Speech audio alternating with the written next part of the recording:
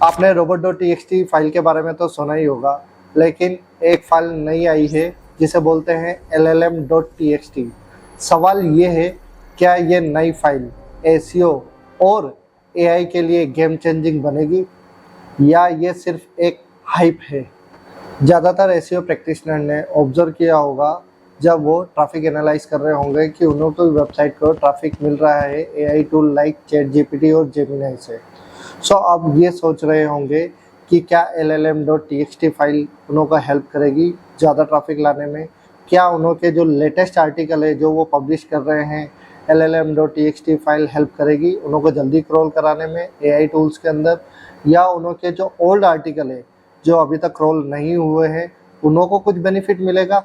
आइए इसी वीडियो के अंदर हम बात करते हैं कि llm.txt हमें क्या हेल्प करेगी एसईओ के अंदर और क्या ये एसईओ के लिए बेनिफिट्स है, इसे हमें हमारी वेबसाइट के अंदर इम्प्लीमेंट करना चाहिए। इसी तरीके के कुछ क्वेश्चन एसईओ प्रैक्टिशनर इंटरनेट पे पूछ रहे हैं और आज हम इन सारे क्वेश्चंस का आंसर देंगे इसी वीडियो में। पहला क्वेश्चन है, व्हाट इज llm.txt।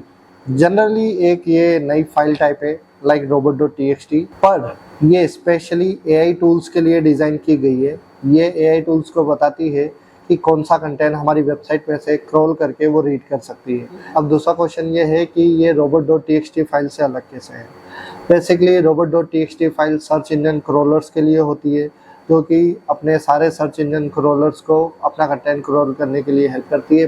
पर ये जो llm.txt फाइल है ये मोस्टली एआई बोट्स के लिए होती है, just like Gemini, ChatGPT, perplexity. ये सारे इन एआई इंजन्स को हेल्प करती है कि अपना जो क्वालिटी कंटेंट है वो समझने के लिए। तीसरा फॉरमोस्ट आस्किंग क्वेश्चन है, क्या llm.txt फाइल एसईओ रैंकिंग में इम्प्रूवमेंट लाएगा।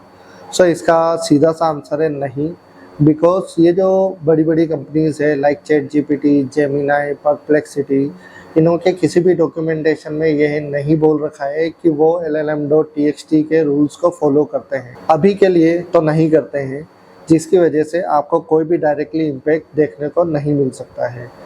बट इसका मतलब ये नहीं है कि इन फ्यूचर में भी नहीं मिलेगा, बट ये एक फ्यूचर प्रूफ नई फाइल है। सो अगर ज़्यादातर एसईओस ने और ज़्यादातर कंपनीज ने इसको इम्प्लीमेंट करना अगर चालू कर दिया, मोस्ट ऑफ द पीपल ने इसे अगर एडेप्ट कर लिया और बड़ी कंपनीज ने इनों के टूल्स में ऐड करना चालू कर दिया, तो माइट भी ये आगे जाके आपके जो किए हुए रिसेंट इम्प्लीमेंटेशन है उनों का इम्पैक्ट आपको आगे जाके देखने को मिल सकता है। एक और क्वेश्चन है जिसे जनरली एसईओ प्रैक्टिशनर पूछ रहे हैं कि llm.txt फाइल्स को हमें यूज करना चाहिए या नहीं यूज करना चाहिए। In my opinion yes, you can use it. अगर आप सोचते हो कि आपको फ्यूचर के लिए अभी से रेडी रहना है तो आप इसे इम्प्लीमेंट करके रख सकते हो।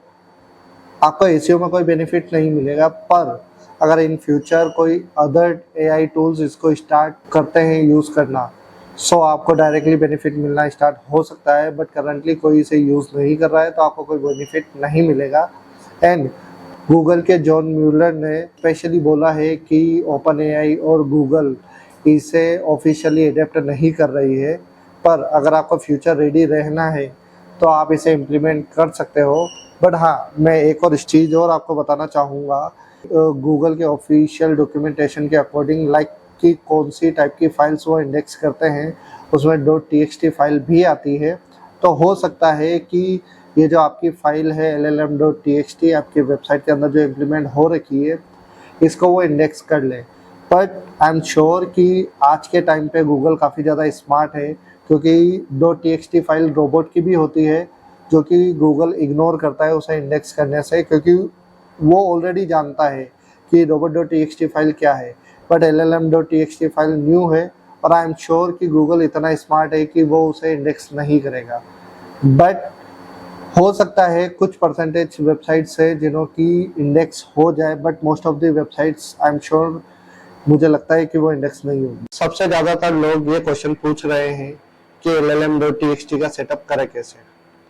अगर आपकी वेबसाइट वर्डप्रेस पे बनी है तो आपको रैंक मैथ और योस्ट एसईओ प्लगइन जो है वो llm.txt का सेटअप प्रोवाइड कर रहे हैं, तो आप वहां से उसे एक्टिव कर सकते हो।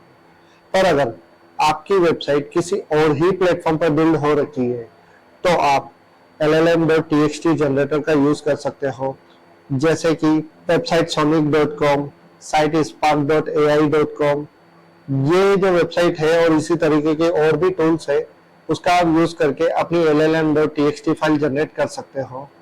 अगर आपको लगता है कि llm.txt ये एक स्टैंडर्ड बनेगा तो कमेंट में जरूर बताएं।